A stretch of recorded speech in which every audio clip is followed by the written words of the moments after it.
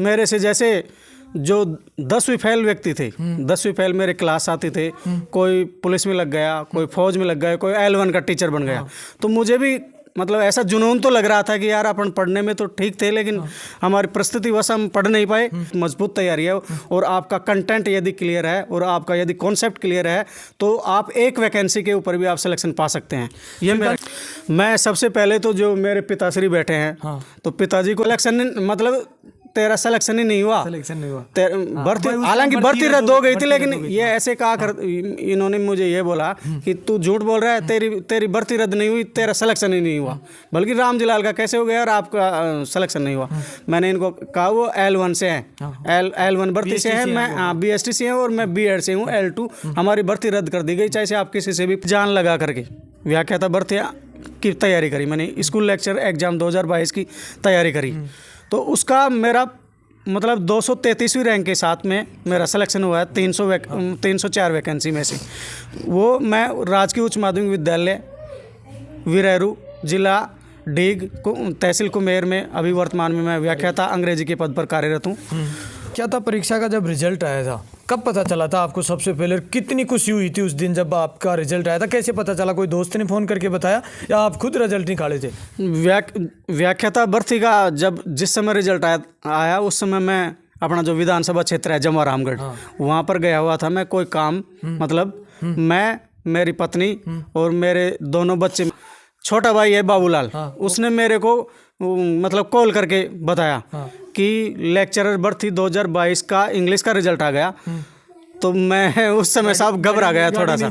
हाँ उस समय मतलब मैं घबरा गया, हालांकि मेरे नंबर 320 प्लस नंबर थे, लेकिन मैंने इस चीज़ को छोरिया की मान ले बिहारी जरा मेरे को भाई आपने यह कहते 2 लाख रुपये चाहिए, मेरे को भाई साहब 2 आपने कल छोरिया अच्छा ही, फिर 2 लगे, 2 लगे पहले स्थान तो 10वीं में भाई, फिर या मैं पूछो।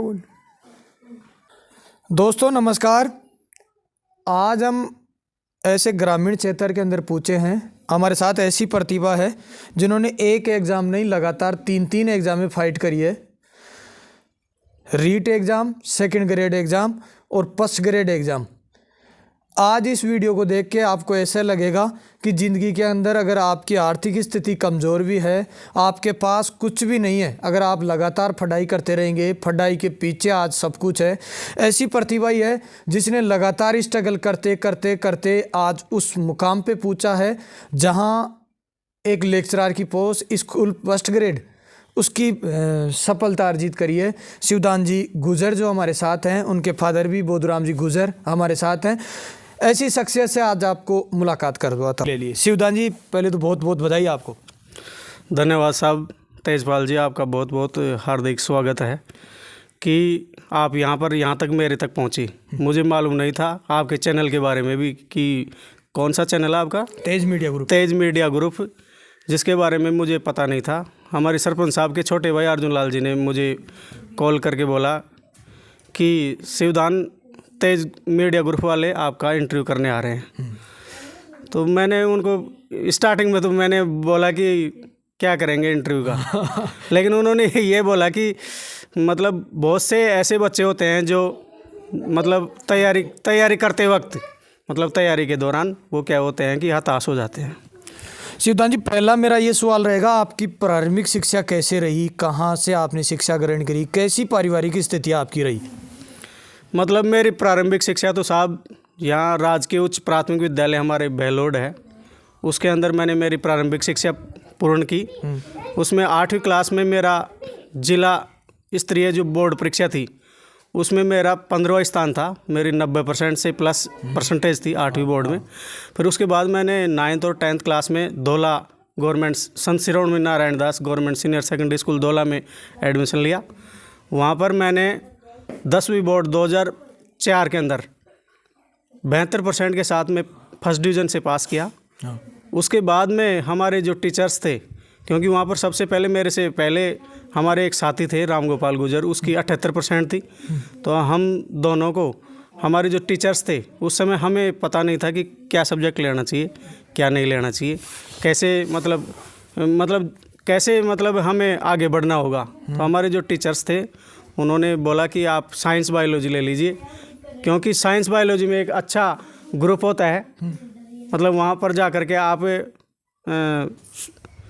डॉक्टर बन सकते हैं RPMT पास करके। तो हमें जैसा सजेस्ट किया गया, मतलब जैसे गाइड किया गया, तो हम अचरोल चले गए। यहाँ से 6 किलोमीटर साइकिल चला के वहाँ खड़ी करना, फिर वहाँ से अचरोल मतलब आना जाना हमारे लिए थोड़ा सा मतलब कठिन समय रहा वो। उस समय क्या होता था कि प्राइवेट ट्यूशन किया करते थे टीचर। तो जो गवर्नमेंट स्कूल के जो टीचर थे प्राइवेट ट्यूशन किया करते थे, हम उनकी डिप्लोमेसी को पहचान नहीं पाए, इसलिए हम बैकफुट पे आ गए। यानी कि 12th क्लास में मेरी 54% बनी। कहाँ 72% और कहाँ 54%। तो मैं थोड़ा सा डीमोटिवेट हो गया उस वक्त। तो डीमोटिवेट होने के बाद में बहुत से हमारे जो साथी थे, बहुत से जो लोग थे, मतलब हमारा जो ग्रामीण परिवेश एरिया है उसके अंदर क्या होता है कि अनपढ़ों की जनसंख्या, मैंने मतलब वहाँ से जैसे मेरी 54% बनी, 72% बनने के बाद में, मतलब 72 तो 10वीं में थी और 54 उसके अंदर बनी 12वीं क्लास में। तो मेरे साथ के जो लोग थे और मतलब हमारा जो ग्रामीण परिवेश एरिया है उसके अंदर क्या है, बहुत से लोग अनपढ़ भी हैं, पढ़े लिखे भी थे उस समय। लेकिन जो पढ़े लिखे थे जैसे 10वीं या 12वीं पास थे, जो हमारे से सीनियर थे, उन्होंने तो ये बोला यार तेरे तो 72 से 54% बनी है, ये तो बहुत कम परसेंटेज बनी है, आप नौकरी लग ही नहीं सकते, परसेंटेज बेस पे ही नौकरियां लगा करती है। तो मैं उस समय मतलब थोड़ा डिप्रेशन में आ गया, मतलब डीमोटिवेट हो गया कि यार अपनी तो परसेंटेज ही बहुत कम बनी है। बल्कि मुझे 2-4 साल बाद में मुझे मालूम पड़ा कि यार परसेंटेज तो कोई मायना ही नहीं रखती है। आप यदि एग्ज़ाम पास कर जाते हैं, किसी भी क्लास को पास कर जाते हैं, तो पास करने के बाद में आप कोई भी कंपटीशन एग्ज़ाम को क्रैक कर सकते हैं। 12वीं बाद में क्या स्ट्रगल रहा आपका? 12वीं बाद में फिर मेरा जैसे 72 से 54% बढ़ी, तो मैंने मतलब उस समय थोड़ा सा डिमोटिवेट हो गया। हतोत्साहित होने के बाद में मैंने एक गैर सरकारी संगठन चूज किया। आप जैसे जो व्यक्तित्व थे। अच्छा, आर्थिक स्थिति बहुत ज़्यादा कमज़ोर थी, आप जॉब लग गए, वहाँ काम करने लगे? हाँ, वहाँ पर मैं काम करना स्टार्ट कर दिया मैंने। मतलब उस संस्था में मेरे को स्टार्टिंग में 6-7 हज़ार रुपये मिले, फिर 10 हज़ार रुपये हुए, 15 हज़ार रुपये हुए, ऐसे 15-20-25 हज़ार रुपये मेरी सैलरी हो गई वहाँ पर काम करते करते 7 साल में। फिर उसके बाद में जैसे ही मतलब मुझे लगा उस दौरान उस टाइम पीरियड के दौरान मैंने, मेरी जो सिस्टर थी, मेरे से छोटी सिस्टर थी, हालांकि ये मतलब परमात्मा की ऐसी मर्जी रही कि मैं उनको पढ़ा नहीं पाया। मेरे दिल में तो था कि मैं मेरी सिस्टरों को पढ़ाऊँ, लेकिन वो अनपढ़ ही रह गई। ये मुझे बहुत दुख है, खेद है इस चीज़ का इस समय में। और मेरे से छोटा भाई था, उसको मैंने मतलब कवर अप किया, मतलब उसको पढ़ाया।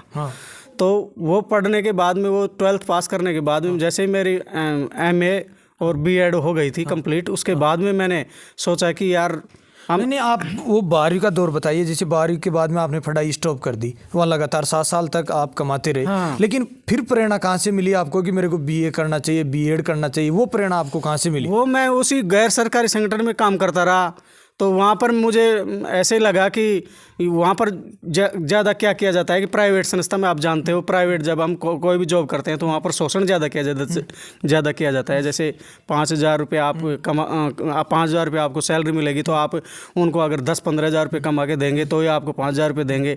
तो मुझे ऐसे लगा कि यहाँ पर काम करना, क्योंकि जब मैं स्टार्टिंग से मेरी जैसे 8वीं क्लास में 90% थी, 10वीं में 72% थी, मतलब एवरेज स्टूडेंट तो था। मैं अपने आप को ज़्यादा इंटेलिजेंट तो खैर नहीं कह सकता, लेकिन मैं एक एवरेज स्टूडेंट था जो मैं किसी भी कंपटीशन को मतलब क्रैक कर सकता था, तैयारी कर सकता था। मैं अपने आप की बढ़ाई नहीं कर सकता इसमें। तो मुझे वहाँ से लगा कि यार अपनी, जैसे मेरी सिस्टर थी, मैंने बोला भी पहले, मैं उनको पढ़ा नहीं पाया, तो उनकी मतलब जैसे ही एज हुई, मतलब उम्र होने के बाद में मैंने उनकी मतलब जो भी मेरे से लगा, शादी में मैंने सहयोग किया। पिताजी का, माता पिता का सहयोग करके उनकी शादी करवाई। वहाँ से कमाने के बाद में छोटे भाई की शादी करवाई। तो उसके बाद में शादी होने के, उनकी शादी वगैरह होने के बाद में, सब कुछ सेटल होने के बाद में, तो मैं फिर वहाँ से मैंने उसको रिज़ाइन कर दिया। तो वहाँ से मतलब उस जॉब को रिज़ाइन करने के बाद में मैं मतलब यहाँ पर स्टार्टिंग में मैंने एक कोचिंग ज्वाइन करी। अब थोड़ा सा खुल के बताइए, आपका संघर्ष, टीचर लाइन का संघर्ष कब से स्टार्ट हुआ कि अब तेजपाल जी मैं बैठ गया, मैं तैयारी लगातार कंटिन्यू में तैयारी में लग गया, भाई अब लगना है तो टीचर ही बनना है? हाँ, वो क्या था कि साहब मेरे से जैसे जो 10वीं फेल व्यक्ति थे, 10वीं फेल मेरे क्लास आते थे, कोई पुलिस में लग गया, कोई फौज में लग गया, कोई L1 का टीचर बन गया। तो मुझे भी मतलब ऐसा जुनून तो लग रहा था कि यार अपन पढ़ने में तो ठीक थे, लेकिन हमारी परिस्थिति वैसा हम पढ़ नहीं पाए।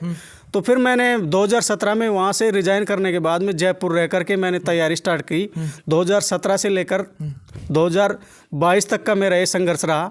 इस दौरान मैंने बहुत सारी अलग अलग तरीके की एग्ज़ाम दी, जैसे LDC भर्ती परीक्षा 2016 है, LDC 2018 है, मतलब पुलिस कांस्टेबल भर्ती परीक्षा 2018 है, first grade, second grade, third grade 2016 और 18 और 20। जब मैंने 2020 के अंदर व्याख्याता भर्ती अंग्रेजी से मतलब दिया तो उसमें मैं क्वालिफाई हो गया, 2 गुना रिजल्ट में मैं पास हो गया और फाइनली मैं सेलेक्ट नहीं हो पाया।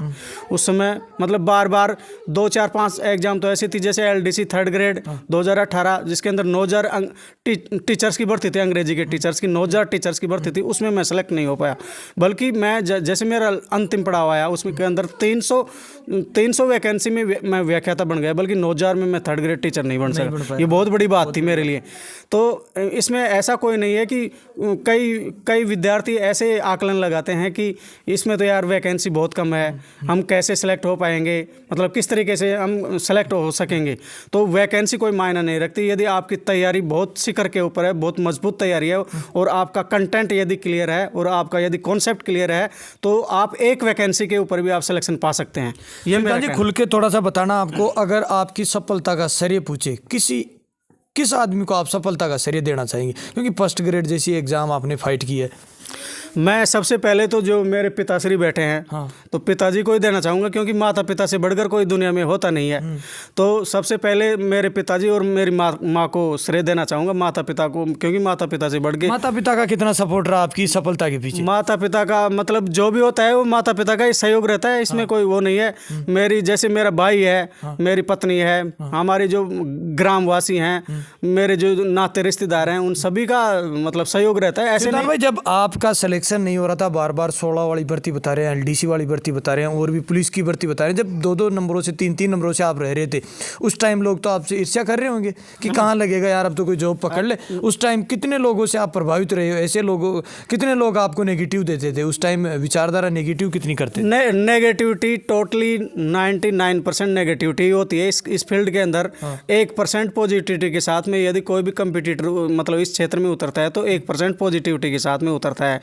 मतलब मैं हमेशा मतलब अपने आप पे कॉन्फिडेंस था। जैसे कि मेरे पिताजी अभी बैठे हैं, चाहे से आप इनसे पूछ सकते हैं, आप उनसे भी पूछ सकते हैं। जैसे मैंने वहाँ से जॉब को छोड़ा तो इन्होंने सब मतलब मेरे माता पिता भाई सब मतलब मेरे विरोध में थे कि आप उस जॉब को ना छोड़ें, वहाँ पर रहते रहते आप तैयारी कर लीजिए, आप नौकरी लग जाएंगे। बल्कि वहाँ पर विडम्बना ये थी कि मैं तैयारी नहीं कर सकता था, क्योंकि मुझे समय नहीं मिल पाता था। वहाँ पर इतना बिजी रखा जाता था हमें कि मैं तैयारी नहीं कर पाता था।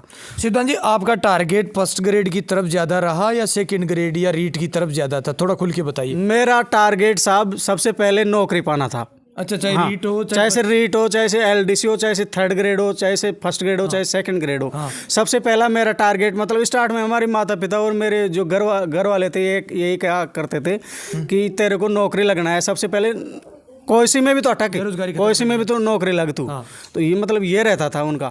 तो मैंने जैसे पिछली बार 2018 की जो व्याख्याता भर्ती थी वो 2020 में लगी थी, तो उस दौरान उसमें मैं फाइनली सेलेक्ट नहीं हो पाया, 2 गुना में सेलेक्ट हो गया। वो 2 गुना में सेलेक्ट होने के बाद में 2021 रीट की तैयारी करी मैंने। तो मेरे साथ के जैसे मेरे पिताजी यहीं पर बैठे हैं, तो मैं मतलब मेरे गाँव के कम से कम 8 लड़के L1 भर्ती में सेलेक्ट हुए थे 2021 में, रीट भर्ती 2021 के अंदर जो डायरेक्ट जो जिसका पेपर लीक प्रकरण चला था, उस भर्ती के अंदर L2 भर्ती को तो रद्द कर दिया गया था और L1 भर्ती को रद्द नहीं किया गया। तो मेरे पिताजी को ये समझ में नहीं आ रहा था, मेरे 124 नंबर थे उसमें 150 में से, इंग्लिश में 5,500 वैकेंसी थी, उसमें आराम से सिलेक्शन हो जाता। लेकिन जैसे हमारे पड़ोस में मेरा एक चाचा है रामजी लाल गुजर, उनका सिलेक्शन हो गया, मेरी भर्ती को रद्द कर दिया गया।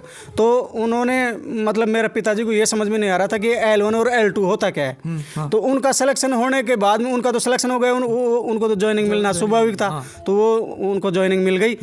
तो इनको ये समझ में नहीं आ रहा था कि तू तो झूठ बोल रहा है भाई, तेरा सिलेक्शन मतलब तेरा सिलेक्शन ही नहीं हुआ, भर्ती, हालांकि भर्ती रद्द हो गई थी, लेकिन ये ऐसे कहा कर, इन्होंने मुझे ये बोला कि तू झूठ बोल रहा है, तेरी भर्ती रद्द नहीं हुई, तेरा सिलेक्शन ही नहीं हुआ, बल्कि रामजी लाल का कैसे हो गया और आपका सिलेक्शन नहीं हुआ। मैंने इनको कहा वो L1 से है, L1 भर्ती से है, मैं BST से हूँ और मैं B.Ed से हूँ, L2 हमारी भर्ती रद्द कर दी गई, चाहे आप किसी से भी पूछ लीजिए, मैं इसमें झूठ नहीं बोल रहा। आपके साथ जो बच्चे तैयारी कर रहे थे, आपके साथ भी जैसे कई बच्चे स्ट्रगल कर रहे होंगे, उन बच्चों का सिलेक्शन नहीं हुआ, जैसे आपका तो सिलेक्शन हो गया फर्स्ट ग्रेड में और फर्स्ट ग्रेड आपने ज्वाइनिंग भी ले ली, लेकिन जो बच्चों का सिलेक्शन नहीं हुआ उन बच्चों को क्या गाइड करोगे आप? जो बच्चे जिनका सिलेक्शन नहीं हुआ, जैसे वैकेंसी होती है 10,000 की, फॉर्म भरे जाते हैं 10 लाख, तो सभी का तो सिलेक्शन होता नहीं है साहब, मैं यही कहना चाहूँगा आपको। तो मतलब उन कैंडिडेट्स का ही सिलेक्शन होता है जो डेडिकेशन के साथ में बिल्कुल डेडिकेट होकर के तैयारी करते हैं। कॉन्सेप्ट और कंटेंट अगर उनका यदि क्लियर होता है, रेगुलरिटी रहती है उनकी, लगातार कंटिन्यूटी रखते हैं, तो उनका सिलेक्शन श्योर होता है। ये आप मेरे को उदाहरण के रूप में पेश कर सकते हैं। फर्स्ट ग्रेड में आपने ज्वाइनिंग ले ली, फर्स्ट ग्रेड का सिलेबस थोड़ा सा किस प्रकार से रहा, आपका जीके की तैयारी कैसी रही और इंग्लिश कैसे आपने गेनअप किया, इंग्लिश को कैसे अचीव किया और बेस्ट परफॉर्मेंस आप दिखाए और आप ज्वाइनिंग ले ली इस भर्ती में? हाँ, देखो साहब, जीके की जो तैयारी है वो मैंने सेल्फ स्टडी की, अलग अलग, जैसे ऑथेंटिक बुक होती हैं अपनी, कक्षा 6, 7, 8, 9, 10, 11, 12, इनकी जो मतलब राजस्थान माध्यमिक शिक्षा बोर्ड और हिंदी साहित्य जो हिंदी ग्रंथ अकादमी की जो किताब होती हैं, ऑथेंटिक जो बुक होती है, वहीं से मतलब पेपर सेटर क्या होता है, वहीं से क्वेश्चन पुट अप करता है, वहीं से उठाता है। जैसे हम जितनी भी गाइडें पढ़ते हैं वहाँ पर, हालांकि पेपर हमें गाइड में से कोई ना कोई क्वेश्चन टच तो हो जाता है, मिल तो जाता है, लेकिन हम उसको जैसे हम चैलेंज करना चाहिए उस क्वेश्चन को, तो हम चैलेंज नहीं कर सकते गाइड से। तो मेरा तो यही था कि 6ठी, 7वीं, 8वीं, 9वीं, 10वीं, जो 11वीं, 12वीं जो RBSE की जो किताबें होती हैं, उनको सिलेबस में से मैच कर लिया कि ये टॉपिक इस किताब में मैच कर रहा है, तो वहाँ से मैंने उनको जीके को तो इस तरीके से मैंने तैयार किया। और इंग्लिश के अंदर मैंने जो ऑथेंटिक बुक थी, अच्छे अच्छे जो राइटर्स की जो किताब थी ऑक्सफोर्ड की, वो किताबें मैंने कम से कम 5-6 हज़ार की एक साथ किताबें खरीदी, जो मेरे पास में रखी हुई भी हैं, जैसे रैन एंड मार्टिन है, जोफ्री लीच की बुक है, और भी बहुत सारी बुक है, उनका मैंने अध्ययन किया। उसके साथ मैंने कोचिंग का भी सहारा लिया, जैसे हमारे सलामत अली खान सर हैं, वो स्कूल व्याख्याताएं हैं, वर्तमान में गंगानगर से बिलोंग करते हैं, उनका बहुत ज़्यादा सहयोग रहा मेरी इंग्लिश लिटरेचर को इम्प्रूव करने में। उनका मैं बार बार तहे दिल से शुक्रिया अदा करता हूँ कि उन्होंने मतलब मेरे को इस मुकाम तक पहुँचा दिया। शिवदान भाई, जो इंग्लिश में जो बैकफुट पे बच्चे रहते हैं, ग्रामीण जीवन में बच्चों को इंग्लिश बहुत कमज़ोर रहती है, उनको क्या करोगे? जैसे नए बच्चे अब तो आपसे प्रेरणा लेंगे, उन बच्चों को क्या गाइड करोगे? बहुत सारे बच्चों के कॉल और मैसेज मेरे पास में मतलब आते रहते हैं कि मैं उनका सही मतलब जवाब नहीं दे पाता।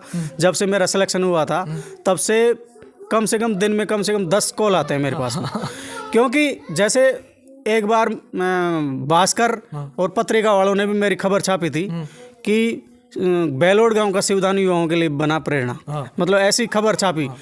पता नहीं कैसे उन्होंने किसी से मतलब मैसेज लेकर के उन्होंने वो खबर छाप दी, लेकिन बहुत सारे गांव के बहुत से मतलब जो नेगेटिव विचारधारा के व्यक्ति होते हैं, तो उन्होंने मतलब ये कहा कि यार ये खबर नहीं छपनी चाहिए थी, ऐसे नहीं। तो मैं उसके अंदर मेरा कोई रोल नहीं था। हालांकि जो 10 कॉल और मैसेज आते हैं उनको मैं सेटिस्फाइड जवाब देता हूँ। जिस तरीके से मैंने तैयारी की उस तरीके से आप अगर तैयारी करेंगे, लगातार रेगुलरिटी रखेंगे, तो दुनिया की कोई ताकत नहीं है जो कि आपको रोक दे। शिवदान जी, थोड़ा सा खुल के बता दीजिए आपका कौन कौन सी भर्ती में सिलेक्शन हुआ है, क्या आपका परिचय है, पूरा बैकग्राउंड बता दीजिए, फिर फादर से आपकी बात करेंगे। मेरा सिलेक्शन साहब, सबसे पहले तो मैंने मतलब जी जान लगा करके व्याख्याता भर्ती की तैयारी करी। मैंने स्कूल लेक्चर एग्ज़ाम 2022 की तैयारी करी, तो उसका मेरा मतलब 233वीं रैंक के साथ में मेरा सिलेक्शन हुआ है 304 वैकेंसी में से। वो मैं राजकीय उच्च माध्यमिक विद्यालय वीरेरू, जिला डीग, तहसील कुमेर में अभी वर्तमान में मैं व्याख्याता अंग्रेजी के पद पर कार्यरत हूँ। उस भर्ती उसका रिजल्ट आने के बाद में तृतीय श्रेणी अध्यापक भर्ती परीक्षा जो राजस्थान कर्मचारी चयन बोर्ड के द्वारा ली गई, उसके अंदर मैं बैठा। राजस्थान लोक सेवा आयोग द्वारा द्वितीय श्रेणी ग्रेड सेकंड अंग्रेजी भर्ती परीक्षा 2022, उसमें मैं बैठा। तो सबसे पहले मतलब परमात्मा का ये शुक्रिया रहा कि सबसे पहले मेरे को पोस्टिंग ऑर्डर व्याख्याता भर्ती के हो गई। तो मैंने उन भर्तियों में मतलब काउंसलिंग तो 3rd ग्रेड में काउंसलिंग तो करा दी, लेकिन ज्वाइनिंग नहीं ली। और 2nd ग्रेड का 2 गुना का रिजल्ट तो आ गया था, मेरा व्याख्याता भर्ती का रिजल्ट आया तब। लेकिन उसके बाद में उसका फाइनल रिजल्ट बाद में आया, अभी मैंने 1.5 महीने पहले आया है।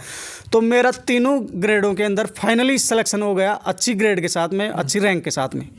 व्याख्याता परीक्षा का जब रिजल्ट आया था, कब पता चला था आपको? सबसे पहले कितनी खुशी हुई थी उस दिन जब आपका रिजल्ट आया था? कैसे पता चला? कोई दोस्त ने फ़ोन करके बताया या आप खुद रिजल्ट निकाले थे? व्याख्याता भर्ती का जब जिस समय रिजल्ट आया उस समय मैं अपना जो विधानसभा क्षेत्र है जमुआ रामगढ़, वहाँ पर गया हुआ था मैं कोई काम, मतलब मैं, मेरी पत्नी और मेरे दोनों बच्चे मेरे साथ में थे उस समय। और मेरा मतलब चाचा का लड़का भी था इंद्राज। उस समय मतलब मेरा छोटा भाई है बाबूलाल, उसने मेरे को मतलब कॉल करके बताया कि लेक्चरर भर्ती 2022 का इंग्लिश का रिजल्ट आ गया। तो मैं उस समय साहब घबरा गया थोड़ा सा। हाँ उस समय मतलब मैं घबरा गया, हालांकि मेरे नंबर 320 प्लस नंबर थे। लेकिन मैंने इस चीज़ को लीक आउट नहीं किया भाई, मतलब जब तक सिलेक्शन नहीं हो जाता। क्योंकि पहले मैंने बहुत सारी कमेंट्री, बहुत सारे तंज, बहुत सारे मतलब नेगेटिविटी सुन ली थी कि इसका तो दिमाग मोटा है, ये नहीं पढ़ सकता, जो एनजीओ में काम किया हुआ व्यक्ति है वो बिल्कुल भी नहीं सफल नहीं हो सकता। इस तरीके की बहुत सारी धारणाएं बनी हुई थी मेरे प्रति लोगों के, मतलब जो मेरे से नेगेटिव लोग अब क्या धारणाएं बनती रहती है? आप जाते होंगे, सिलेक्शन हो गया, ज्वाइनिंग ले ली, अब गांव में घूमते हैं लगातार, लोगों को कितना सम्मान मिलता है? अब ये बात तो मैंने पहले ही कह दी कि मेरा अकेला खुद के बलबूते सिलेक्शन नहीं हुआ है। सभी मेरे माता पिता, मेरे भाई बहन, मेरे रिश्तेदार, मेरे मतलब ग्रामवासी, इन सभी की दुआओं से और सभी के सहयोग से मेरा सिलेक्शन हुआ है। उन सभी का अच्छा रेस्पॉन्स मिलता है। जब भी मैं गांव में जाता हूं, सभी लोग मेरा रेस्पेक्ट करते हैं, मैं उन सभी का रेस्पेक्ट करता हूं। भाई थोड़ा सा लग रहा होगा क्योंकि ज्वाइनिंग ले लिया आपने, रीट की 2nd ग्रेड 1st ग्रेड, कब तक वैकेंसी आ रही है? क्योंकि वो बच्चे भी लगातार इसी आस में वीडियो देखेंगे कि कब आएगी उन भर्तियों के पीछे, कब बच्चे उन भर्तियों के पीछे जुड़कर तैयारी करना स्टार्ट कर दे। अभी भाजपा सरकार का गठन हुआ है, जैसे भजन लाल जी मुख्यमंत्री बन गए, उनका कैबिनेट अभी बन गया है। अभी विभागों का तुरंत बंटवारा होने वाला है, बंटवारा हो जाएगा, जैसे शिक्षा मंत्री कौन बनते हैं। लेकिन जैसे गहलोत सरकार ने बहुत सारी 5000 से ज़्यादा स्कूलें अपग्रेड की हैं, तो उनके अंदर मतलब व्याख्याता 2nd ग्रेड और 3rd ग्रेड तीनों भर्तियाँ मतलब कम से कम 1 लाख से ऊपर भर्तियाँ आने वाली है, जहाँ तक मेरा अंदाज है। तो मैं युवाओं को यही आह्वान करना चाहता हूँ, यही संदेश देना चाहता हूँ कि कोई भी युवा परेशान ना हो, कोई भी मतलब डिमोटिवेट ना हो, हतोत्साहित नहीं हो। जब शिवदान इस लेवल से मतलब ग्रास रूट से उठ करके 1st ग्रेड गजेटेड मतलब पोस्ट तक जा सकता है, तो आप भी जा सकते हैं। मैं किसी मतलब सभी के लिए यही कहना चाहूँगा कि भर्तियाँ अभी आने वाली है, अपना धैर्य बनाए रखें, लगातार अपनी तैयारी जारी रखें और अच्छे कंटेंट के साथ में तैयारी करें। तो कोई दुनिया की कोई ताकत नहीं है कि उनको रोक दे। और सभी अपने माता पिता और सभी लोगों का सहयोग प्राप्त करते रहें, तो उनको जीवन में सफलता श्योर मिलेगी। बोधराम जी से बात करते हैं, इनके पिताजी है, कितना इनकी सफलता के पीछे इनका कितना हाथ रहा? बोधराम जी, राम राम जी। राम राम जी। बोधराम जी, कद पतो लाग्यो सन कि मेरा बेटा भी एक सरकारी अध्यापक बन सकता है। एक ग्रामीण परिवेश के माता पिता थे, शिवदान जी गुजर हमारे साथ थे, जिन्होंने 1st ग्रेड जैसी एक परीक्षा को क्रैक किया है। आप देख रहे हैं मेरे साथ तेज मीडिया ग्रुप और मैं हूँ तेजपाल। बताओ। मैं तेजपाल जी आपका बहुत बहुत धन्यवाद करना चाहता हूँ। आपके मीडिया ग्रुप का भी बहुत बहुत आभार दिल की गहराइयों से व्यक्त करना चाहता हूँ कि आप यहाँ तक आए और युवाओं को प्रेरणा देने के लिए मतलब आपने ये मुहिम उठाई। तो इसके बीच में मैं ये भी कहना चाहता हूँ कि मैंने मतलब पढ़ाई के लिए कर्ज लेकर के भी मैंने पढ़ाई की है। आप देख रहे हैं मेरे साथ तेज मीडिया ग्रुप और मैं हूँ तेजपाल। जय हिंद, जय भारत। आज